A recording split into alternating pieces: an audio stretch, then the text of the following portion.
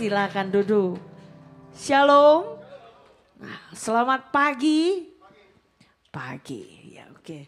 Terima kasih buat seluruh tim musik. Bapak Ibu, hari ini kembali saya ada di tempat ini. Saya bersyukur buat kesempatan dan kepercayaannya. Dan kemarin ini saya diinformasikan bahwa sebenarnya saya dikasih tema Bapak Ibu. Temanya itu adalah menghindari perpecahan dalam gereja dengan memusatkan hati kepada Kristus. Tapi ketika saya terima tema itu, saya ingat beberapa bulan yang lalu saya ada melayani di tempat ini. Saya nggak tahu apakah Bapak Ibu masih ingat atau tidak. Kalau nggak salah Januari, kalau nggak Januari Februari, pokoknya di awal tahun saya sudah sempat menyampaikan firman Tuhan di mana waktu itu intinya adalah tentang kita harus menganggap yang lain lebih utama daripada kita. Kita harus merendahkan diri sama seperti Kristus yang taat sampai mati di kayu salib. Ujung-ujungnya adalah untuk menganggap orang lain lebih utama sehingga kesatuan itu ada. Jadi kemarin saya sempat bilang, boleh nggak saya bahas tema yang lain, tapi ujung-ujungnya akan membuat kita meminimalisir perpecahan. Oh apa tuh? Boleh juga katanya Bu gitu ya. Saya kalau bahas personality boleh nggak? Saya bilang gitu. Kepribadian. Tapi saya punya apa mau ngerepotin Bapak Ibu nih yang di tempat ini. Nanti akan ada questionnaire sedikit yang perlu Bapak Ibu bantu isi supaya bisa melanjutkan topik hari ini.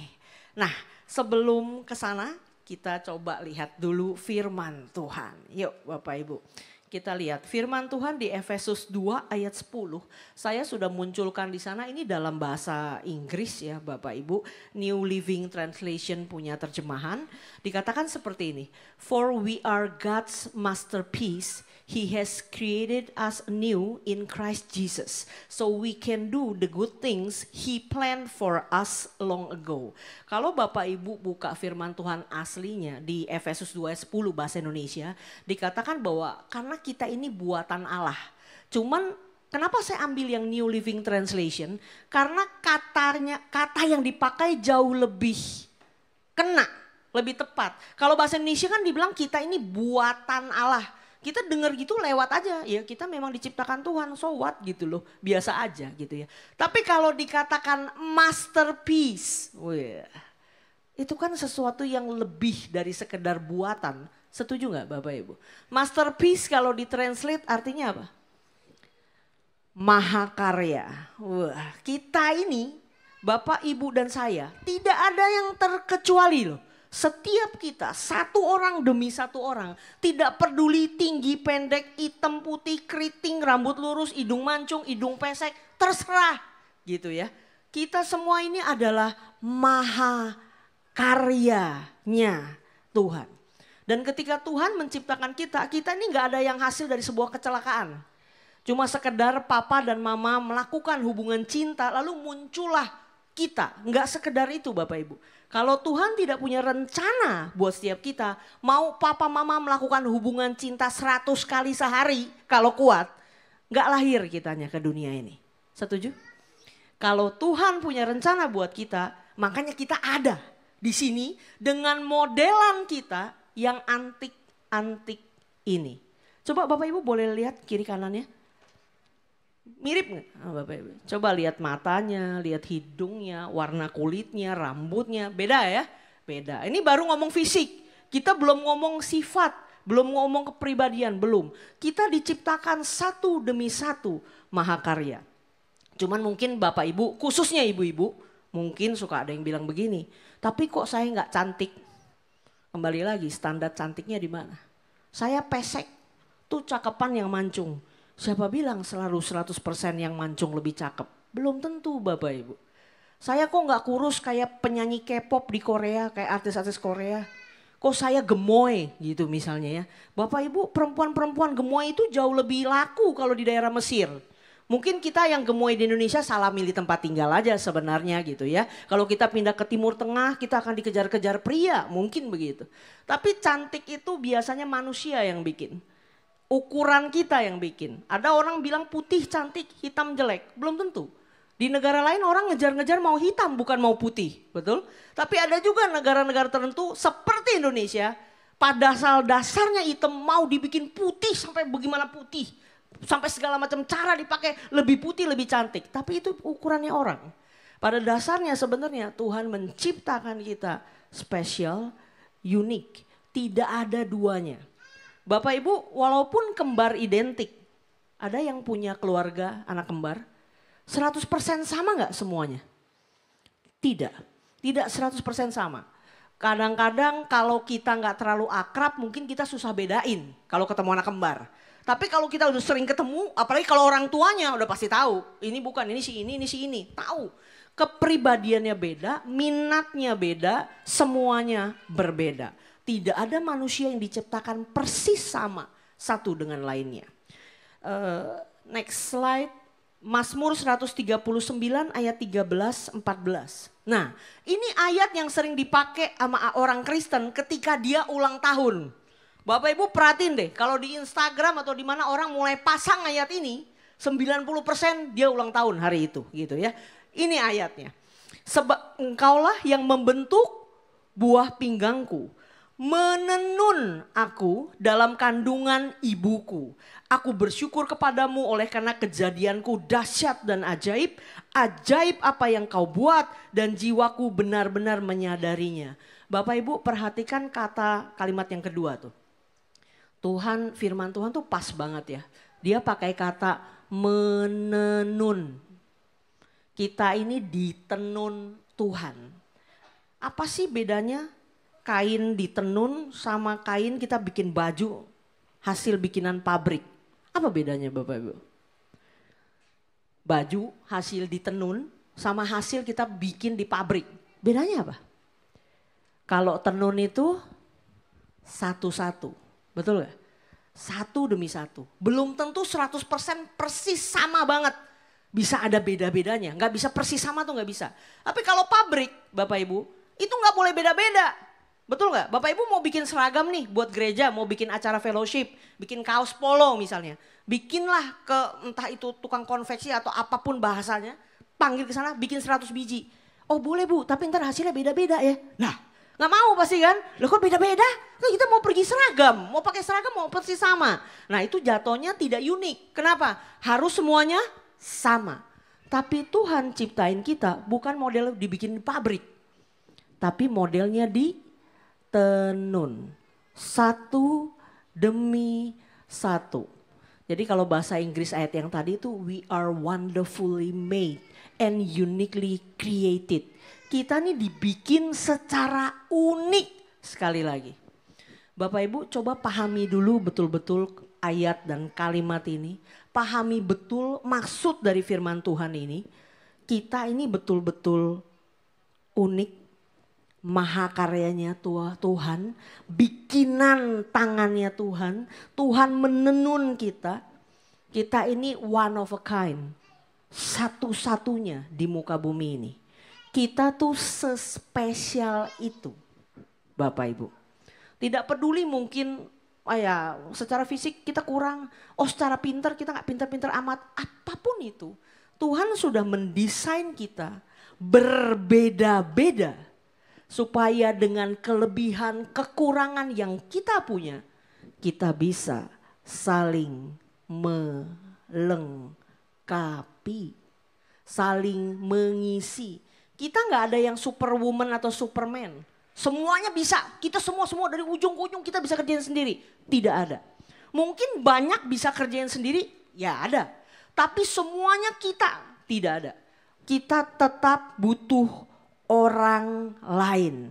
Dengan kondisi kita butuh orang lain aja kita suka sombong. Kita merasa kita hebat, kita merasa lebih pintar, kita merasa lebih tahu, lebih bisa, lebih paham. Apalagi kalau kita bisa semua. Oleh karena itu kita selalu didesain Tuhan tidak semuanya bisa. Kita berbeda-beda. Bapak Ibu di sini ada yang pernah main games gak? Saya beri contoh. Kenapa saya katakan kita didesain Tuhan tuh sempurna, unik. Tapi kita gak semuanya 100% keren bisa semua area. Saya beri contoh. Dulu banget saya suka main games yang namanya The Sims. Ada yang tahu gak? The Sims. Ceritanya orang nanti bikin rumah, nanti dia punya kehidupan dan berkarir. Ketika membentuk pribadi atau orang ini, kita harus tentukan orang model apa yang kita bikin. Contoh, rajin. Nah kalau orangnya rajin, dia pas tidur belum puas, kita udah bangunin, suruh dia belajar, suruh dia kerja, dia mau Bapak Ibu. Orang bikinan kita ini. Tapi kalau kita desain dia tidak terlalu rajin, dibangunin marah-marah. Begitu. Ini kalau ngerti games ya Bapak Ibu ya. Lalu kalau misalnya kita kan maunya gini ya. Dia rajin iya, pinter iya, bersih iya, apa iya. Tapi enggak bisa. Karena kayak kalau di games tuh punya kuota. Nih kuotanya segini. Kamu mau bagi kemana? Dia strongnya di mana? Enggak bisa strong di semua area tuh tidak mungkin. Saya dulu yang paling saya sering kurangi itu bagian kebersihan. Karena buat saya nggak penting dalam pencapaian. Karena kan dia mau kerja, mau sekolah gitu ya. Tapi akibatnya apa Bapak Ibu? Dia malas mandi. Kalau saya suruh mandi, orangnya marah-marah gitu. Jadi saya juga gregetan juga main games ini ya. Ini gimana sih kalau orangnya bisa dibikin perfect di semua area, kita maininnya lebih enak gitu. Tapi tidak bisa. Well, seperti itulah kurang lebih mungkin kita. Kita ini nggak ada yang 100% semuanya bisa. Contoh, kita sangat kreatif. Kita sangat jago matematika. Kita sangat atletis. Kita luar biasa pemahamannya sama bahasa-bahasa, linguistik kita juga jago. Waduh, kita semuanya kita iya, nggak ada Bapak Ibu. Setuju nggak? Ada orang, ada mungkin anak Bapak Ibu jago olahraga. Tapi matematik tulalit. Diajak ngomong paling sederhana, kagak paham. Ada yang begitu. Ada yang mungkin secara matematik luar biasa jago. Suruh olahraga, mager. Aduh, ini udah tua. Loh kok tua bagaimana baru umur 18? Gak bisa. Setiap kita punya kelebihan dan kekurangan masing-masing. Nah Bapak Ibu, khusus hari ini kalau bicara tentang bagaimana spesialnya Tuhan mendesain kita. Sehingga kita jadi sebagaimana kita ada, komponennya itu banyak. Apa aja? Personality, kepribadian kita, setiap kita beda-beda. Kedua, latar belakang kehidupan, pengalaman hidup, itu bentuk kita jadi kayak gimana, itu beda-beda. Apalagi spiritual gift, karunia yang Tuhan kasih, itu juga membentuk kita jadi kepribadian yang berbeda-beda juga. Latar belakang pendidikan, bagaimana kita dibesarkan, itu semua membentuk kita jadi sebagaimana kita ada. Dan hari ini tidak mungkin cukup untuk membahas semuanya. Yang saya mau ambil hanyalah tentang personality. Waktu lagi masanya COVID, saya sempat ikut sebuah pemuritan yang memakai tools untuk mengetahui kepribadian dengan judul merah, kuning, hijau, ungu. Gitu ya, dengan klasifikasi warna. Sebab kalau bicara kepribadian punya tes, itu macam-macam Bapak Ibu zaman sekarang. Zaman dulu banget itu ada dominan, intim, stabil, cermat. Lalu zaman sekarang perusahaan banyak pakai MBTI, macam-macam. Nah hari ini adalah pendekatan yang saya mau pakai adalah merah, kuning, hijau, ungu. Sebuah pendekatan yang sangat sederhana. Mungkin hasilnya enggak bisa 100% tepat. Karena kalau mau benar-benar tepat itu mesti ikut ada semacam kayak tes yang secara betul-betul padat. Tapi soalnya banyak luar biasa, nggak mungkin selesai dalam kita ibadah seperti ini. Dan itu biasanya berbayar. Hasilnya lebih panjang, padat dan lebih tepat. Tapi nggak apa-apa, untuk hari ini kita pakai tes sederhana secara manual saja. Setidaknya mungkin bisa mendekati. Saya harap bisa mendekati kebenaran. Sebentar Bapak Ibu akan dibagikan oleh tim Asher, itu ada satu lembar kertas. Bapak Ibu akan dibagikan kertas, juga ada alat tulisnya. Nanti Bapak Ibu mungkin dibagikan dulu deh biar bisa sambil dijelasin. Boleh ya Bapak Ibu ya, kita kerjasama sebentar aja. Silakan. Jadi ada satu orang sudah disiapkan pen, luar biasa ini tim dari GKK. Oke, boleh dibuka dulu. Ya, Bapak Ibu yang sudah dapat kertasnya coba tolong dilihat. Sudah ya. Jangan ditelusuri jauh-jauh dulu supaya nanti hasilnya jangan terlalu banyak analisa. Bapak Ibu itu ada nomor 1 sampai nomor 20. Ada MKHU. Cara mengisinya bagaimana? Cara mengisinya begini. Bapak Ibu perhatikan saya ya, begini cara mengisinya. Kita mulai dari nomor 1. Dilihat dianalisa, lalu isi dengan cepat, jangan terlalu banyak perenungan. Kalau terlalu banyak perenungan biasanya beda. Dan isilah apa yang paling menyerupai dirimu sendiri. Bukan apa yang kamu mau, bukan. Bisa dibedakan? Isi jujur dirimu, bukan apa yang ideal menurutmu. Tapi apa adanya kamu. Saya beri contoh, yuk nomor 1. Yang pertama suka mengatur. Yang kedua yang sebelahnya, jadi M itu suka mengatur, K itu memiliki banyak teman, H pendengar yang baik, U teliti bertindak. Dari 4 tulisan itu mana yang paling menunjukkan dirimu? Mungkin dari 4 ini bisa jadi yang ini iya, yang ini iya. Yang paling, pilih yang paling. Misalnya, oh saya pendengar yang baik nih. Berarti kasih tanda centang atau bintang atau apapun di sebelah itu. Di sebelah tulisan pendengar yang baik. Bisa pahamkah Bapak Ibu? Paham atau bingung? Paham ya? Yang muda-muda kayaknya lebih cepat jawab paham gitu ya. Ini mah gampang gitu ya. Oke, yang nomor 2 juga begitu. Jadi dibandingkannya ke samping ya Bapak Ibu. Yang nomor 2 misalnya bertindak langsung ke sasaran. Banyak, apa itu? Banyak disukai dalam pergaulan, menjauhi masalah, melakukan hal dengan tepat. Pilih yang paling menunjukkan atau menyerupai dirimu. Bukan apa yang kamu pingin, bukan. Tapi yang, ya ini saya begini memang orangnya gitu. Jadi kalau sudah Bapak Ibu isi sampai 20 nomor, akan ada 20 centang. Akan ada 20 centang. Karena per kelompoknya itu pasti cuma boleh pilih 1. Hanya boleh pilih 1. Ada pertanyaan? Jelas ya? Oke, saya beri waktu. Jangan dipikir terlalu lama. Kira-kira, oh ini saya, langsung centang. Oh ini saya, langsung centang. 1 nomor hanya dicentang 1 saja.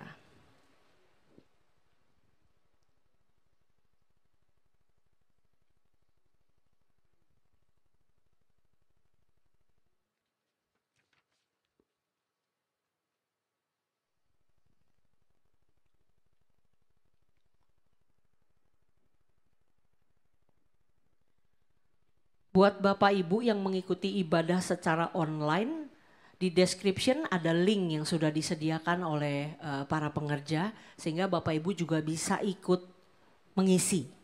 Silakan.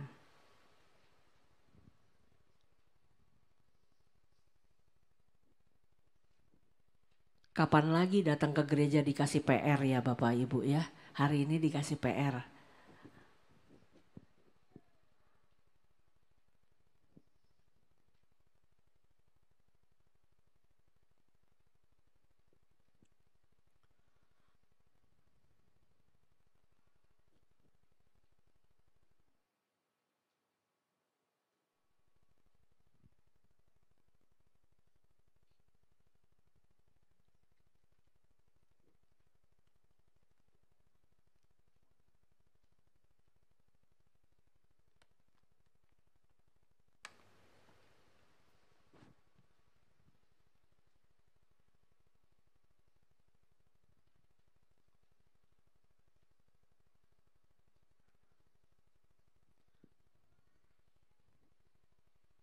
Nggak boleh menyontek ya Bapak Ibu. Lu apa, lu apa, jangan ya. Ini beda urusan kamu, saya gitu ya.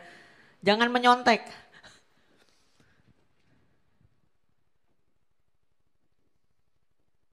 Ada yang sudah selesai? Yang sudah selesai boleh lambaikan tangan. Oh, sudah? Wah cepat. Sudah? Wow oke. Kalau sudah selesai dijumlah ya. Kolom yang mana ada berapa, yang deretan M itu ada berapa, yang kamu centang. Totalnya harusnya 20 karena memang 1 nomor cuma bisa pilih 1. Kalau sudah selesai dijumlah dari atas sampai bawah, M-nya ada berapa, K-nya ada berapa, H-nya ada berapa, U-nya ada berapa. Lalu lihat yang paling tinggi nilainya. 2 yang paling tinggi.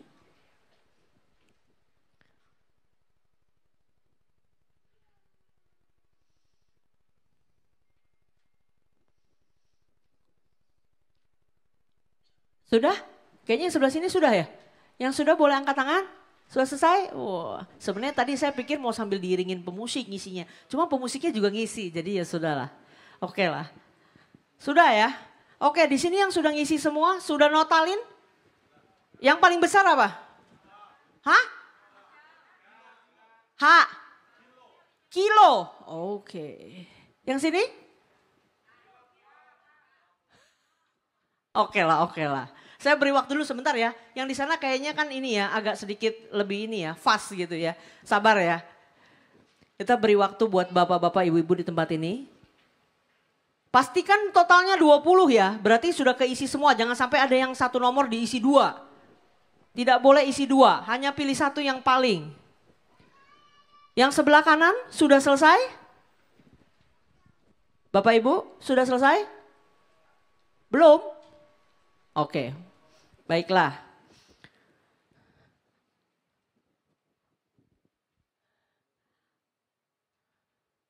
Oke. Yang masih butuh waktu, saya tungguin yang belum selesai deh. Kalau udah selesai semua, udah mayoritas sudah. Yang belum selesai angkat tangan? Belum selesai? Belum. Oke. Oke. Masih ada yang saling butuh bantuan kelihatannya nih.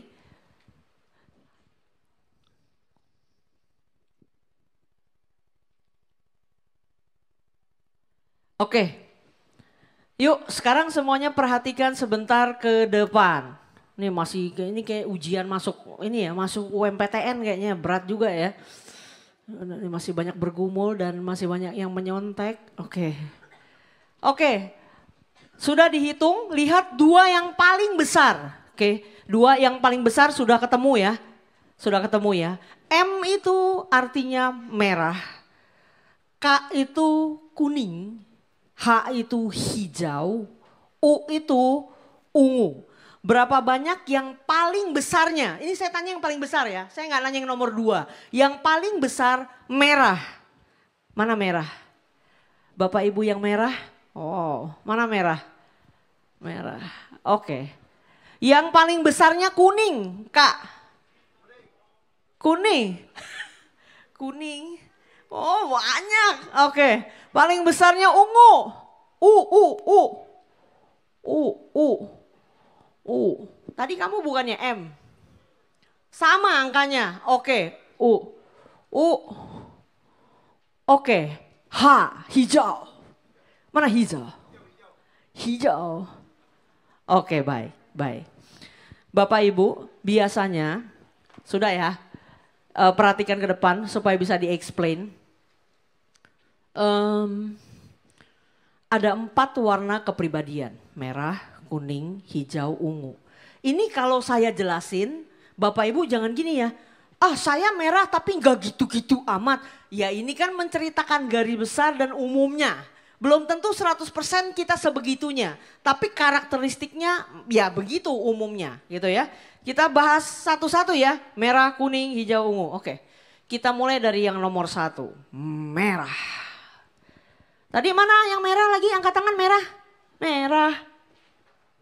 Orang merah boleh minta tolong angkat tangan. Katanya kalau ngomong orang merah tuh gak boleh disuruh. Orang merah tuh senangnya nyuruh. Jadi mesti kalau mau minta tolong mesti minta tolong. Bukan nyuruh ya.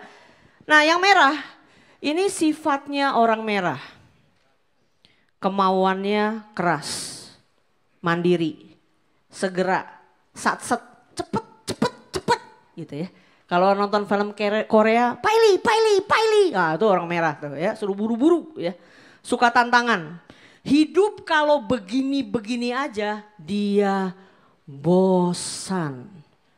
Suka nyari masalah kalau saya bilang sih, ini orang merah ya. Jadi dia bosan hidup begini-begini, kita ngapain kek gitu, yang ada-ada aja gitu. Itu orang merah. Berani ambil resiko, melihatnya jauh ke depan, visioner, gigih, ambisius. Pemimpin banget. Pemimpin ini cocok kalau orangnya merah. Karena dia lihatnya jauh ke depan, bisa menggerakkan orang maju ke depan. Tapi yang sebelah kanan tuh sisi kurangnya Bapak Ibu. Titik kritis, ingat ya, tidak ada orang 100% sempurna tuh gak ada. Orang merah tuh punya titik kritis. Apa itu? Kurang empati. Karena dia maunya cepat. Dia tuh goal oriented. Kalau nyetir mobil, orang merah itu gas. bukan rem. Gas terus. Betul ya?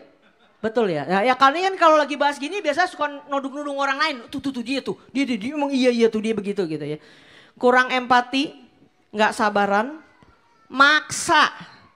Orang merah tuh demen maksa. Ya. Bosi. Kalau orang yang nggak merah, dia ngadepin orang merah pasti gini. Enak aja lu nyuruh-nyuruh melulu, ribet lu ah. Suruh-suruh gue melulu kayak lu bisa kerjain aja sendiri gitu. Itu orang merah. Sekali lagi orang merah kadang-kadang kesannya kurang perasaan. Kenapa? Orientasi dia adalah tugas selesai. Tujuan tercapai. Bukan perasaan lu orang. Jadi kalau ketemu orang merah menyinggung, ngomongnya gak enak. Iya memang begitu desainnya. Harus dimaklumin, dimengerti. Tapi kalau kamu yang merah, kamu harus belajar paham bahwa kadang-kadang ngomongan kayak gitu gak enak kedengarannya. Dan kalau mau tujuanmu bisa tercapai, kamu butuh support dari banyak orang. Kalau ngomongnya gak enak, boro-boro orang mau support. Orang sebel duluan, males duluan gitu ya. Ini orang merah ya. Kalau buat ngatur, buat kepemimpinan ini bagus. Orang merah yang sudah berproses, sudah ngerti titik kritisnya, lalu belajar punya empati, belajar sabar, kagak suka maksa, kagak bosi, akan jadi pemimpin yang luar biasa. Ini orang merah.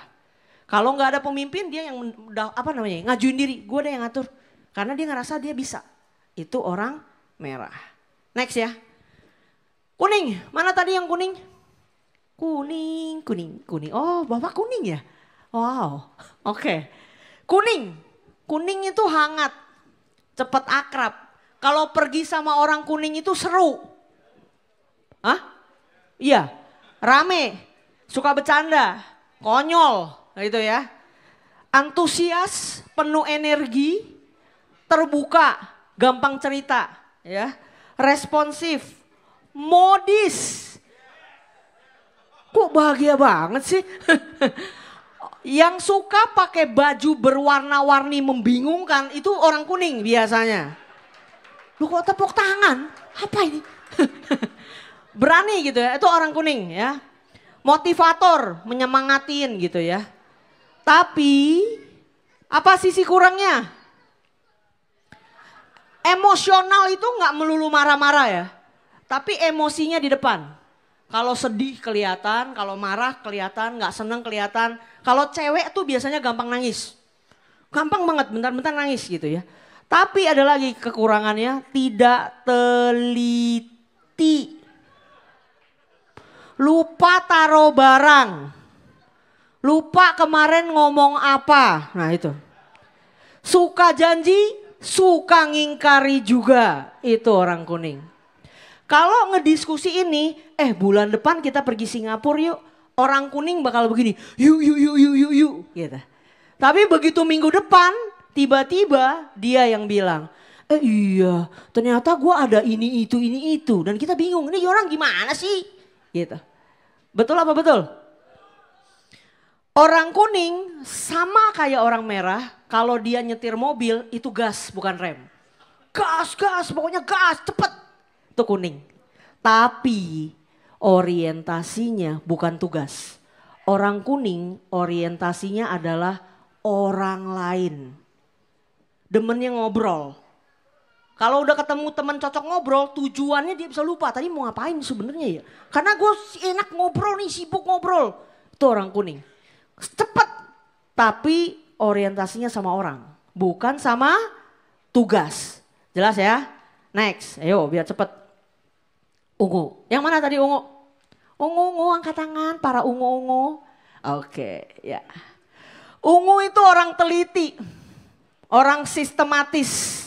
Detail. Analitis. Tepat. Perfeksionis. Fokus. Suka curiga. Ya curigaan mulu. Kalau ada apa nih kayaknya nggak mungkin nih begini. Jangan-jangan. Itu biasanya orang ungu. Orang ungu tuh nggak gampang percaya orang, sulit percaya, ya, ribet, ya, rewel, sombong. Kenapa sombong? Karena ngerasa dirinya tahu, dirinya inget. Kemarin ngomongnya nggak begini, Sekarang ngomongnya begini, dasar lu tukang bohong. Itu kalau kuning ketemu ungu tuh. Si kuning lupa, si ungu ingat, ribut lah itu. Ya nggak, lu kemarin bilang gue begini, enggak gue kemarin bilang ini, lu lupa. Nah itu begitu. Perbedaan ini ya.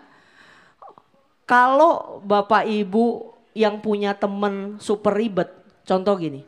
Minggu kita ketemu yuk. Ketemu di mana? Ketemu di Empo deh. Jam berapa? Jam 12.15. Kalau ketemunya ungu pasti gini. 12.15 mana bisa. Kita selesai gereja jam 12. Kedebak-kedebuk kagak keboro. Lu gimana sih hitungan lu? Gitu. Kalau mau pergi jalan-jalan. Itinerary-nya mesti jelas. Jangan go with the flow. Orang ungu gak bisa go with the flow. Mau kemana? Jam berapa? Sama siapa? Ngapain? Itu yang jelas. Kalau nggak jelas, dia suka nggak jelas nih orang, males. Itu orang ungu. Kalau gini loh Bapak Ibu, dia ini memang kadang-kadang super rese ya. Tapi semua kepribadian tuh sebenarnya punya kelebihannya masing-masing. Kalau nggak ada si ungu, hitung-hitungan matematika kacau. Betul nggak? Orang ungu nih cocok buat jadi accountant, cek apa tuh orang pajak apa segala macam, itu butuh orang ungu. Ya, dan Bapak Ibu mungkin bisa begini, mana enak kepribadian begini ya, ungu begini pan ribet, nggak menyenangkan.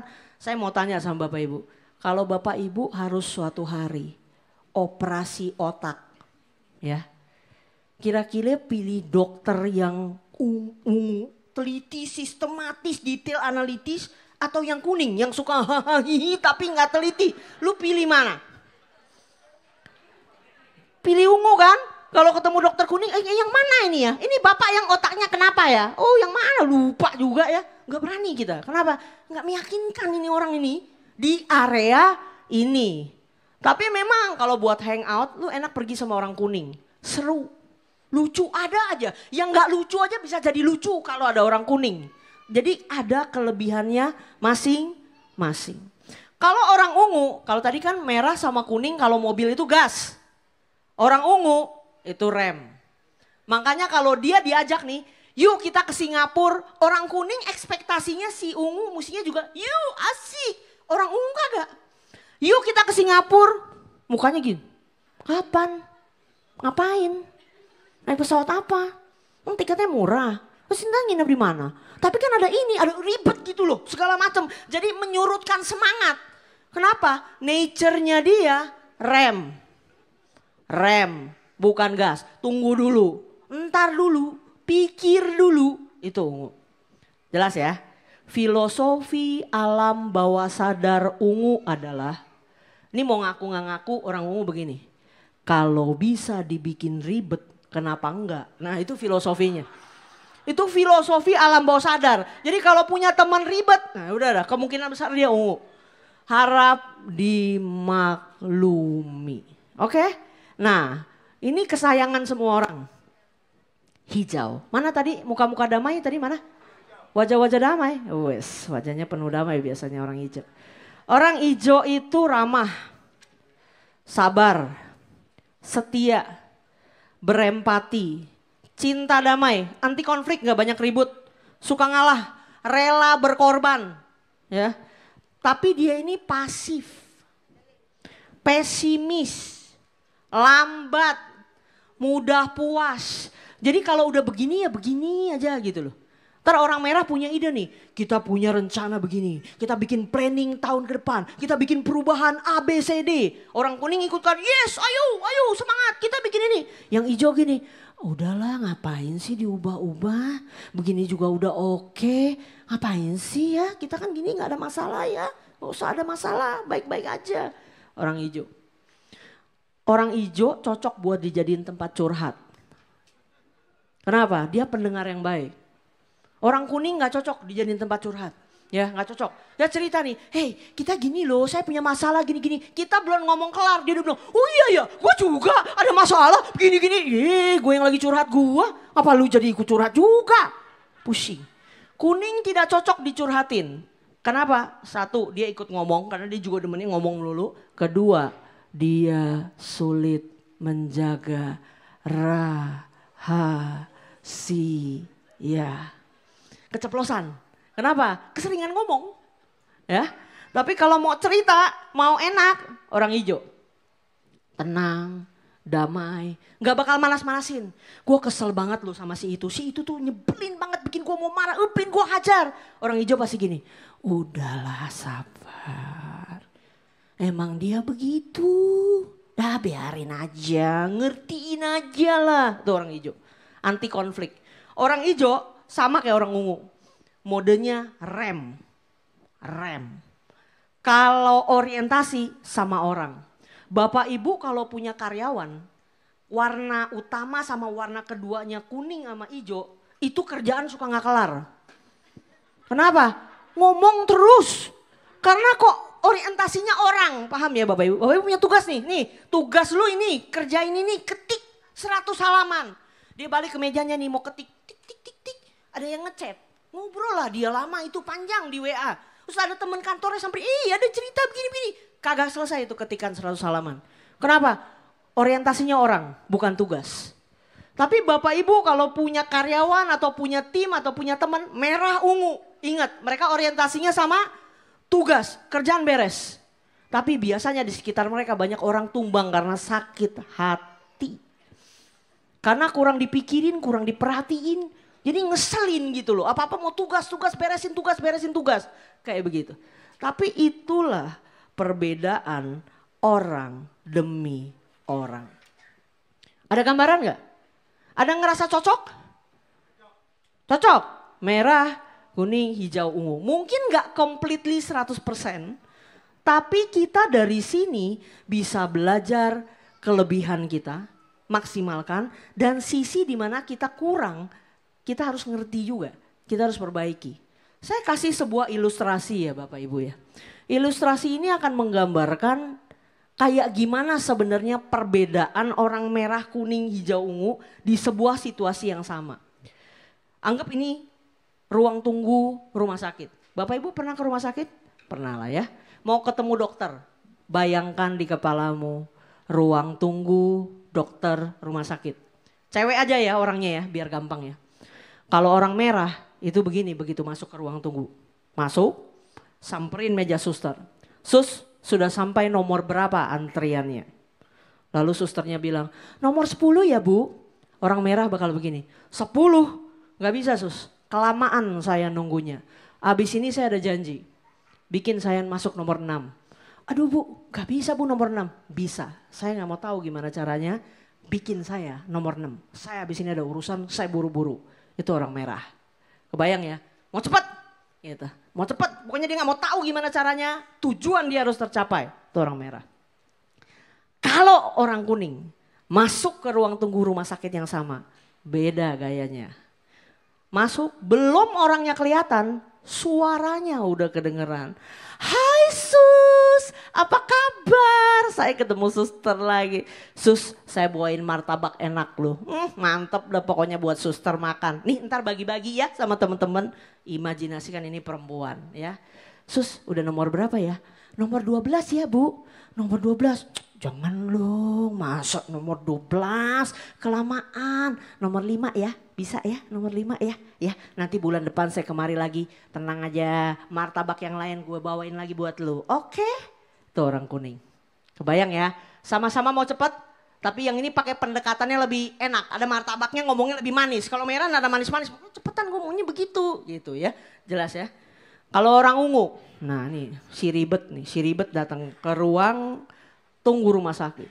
Begitu masuk dia udah langsung lihat. 1, 2, 3, 4. Oke. Sus, nomor berapa saya? Ibu nomor 12 ya Bu? 12. Saya masuk, saya lihat di sini orangnya 7. Kok saya bisa nomor 12? Yang lain mana? 1 di ruangan dokter, ya tetap gak cukup. Yang lain kemana? Oh ada yang lagi kafeteria. Kok ke kafeteria? Sebenarnya sistem antriannya di sini macam mana? Lewat telepon, boleh masukin nomor dulu atau mesti tunggu di sini atau boleh kemana-mana? Yang jelas bikin sistem antrian. Itu orang ungu. Jangan pernah nyelak antriannya orang ungu. Orang ungu gak demen diselak. Dia gak nyelak tapi dia juga gak demen diselak. Lu selak cari mati sama dia. Dihantem sama dia. Lu kenapa nyelak-nyelak gue? Begitu. Karena dia teratur, rapi. Lu jangan sikut-sikut gua gitu. Ini barisan gua. Kayak gitu ya. Kalau orang hijau datang ke ruang tunggu rumah sakit yang sama. Sus, Sudah nomor berapa ya sus? Rame banget kelihatannya dokter hari ini. Lalu susternya bilang, ibu nomor 50 ya bu. Hah? Nomor 50? Tapi karena dia hijau, dia cinta damai. Dia akan menunggu dengan sabar sampai gilirannya tiba. Bahkan sampai Tuhan Yesus datang kedua kali di awan-awan permai. Itu orang hijau. Orang hijau itu sabar luar biasa, cinta damai, jarang meledak. Kesayangan semua orang. Oke, kenapa kita belajar semua ini? Perbedaan kepribadian sesungguhnya menimbulkan kelengkapan. Dalam satu gereja, isinya orang merah semua, pusing pak, sakit kepala. Semua mau ngatur, harus begini pak, harus begitu pak, harus begitu pak. Yang mau ngerjain siapa? Yang mau nenangin siapa? Yang mau bikin seru dan happy siapa? Pusing, gak bisa. Satu gereja isinya hijau semua. Gerejanya gak ada perubahan apa-apa dari dulu sampai 50 tahun ke depan. Begitu aja. Kenapa? Karena gak ada orang merah. Hijau aja damai, semua tenang. Begini aja udah, gak usah kemana-mana. Jadi semua warna itu diperlukan. Ketika ada empat-empatnya, ada kelengkapan, ada kerjasama, ada keberhasilan. Mencapai tujuan, tapi orang-orang juga tercover dengan baik. Tapi saya ada tulis di sana dengan tulisan merah. Kalau kita gagal memahami, kita akan masuk ke dalam konflik yang gak henti-henti. Gak usah di gereja, di rumah aja begitu. Suami istri aja begitu. Kepribadiannya beda, ribut. Kenapa? Lu kok mikirnya begitu? Lu kok mikirnya begini? Lu kok mikirnya kenapa? Karena memang beda. Kenapa kita belajar ini hari ini, Bapak Ibu? Mungkin kesannya lucu. Ya, oh iya nih kayak gini. Tapi sebenarnya Bapak Ibu, ilmu ini kalau benar-benar dipahami betul-betul. Satu, kita kenal diri kita sendiri. Kedua, kita belajar paham orang lain. Minimalisir konflik, nggak ada cara lain. Selain kita tahu diri kita tahu orang lain.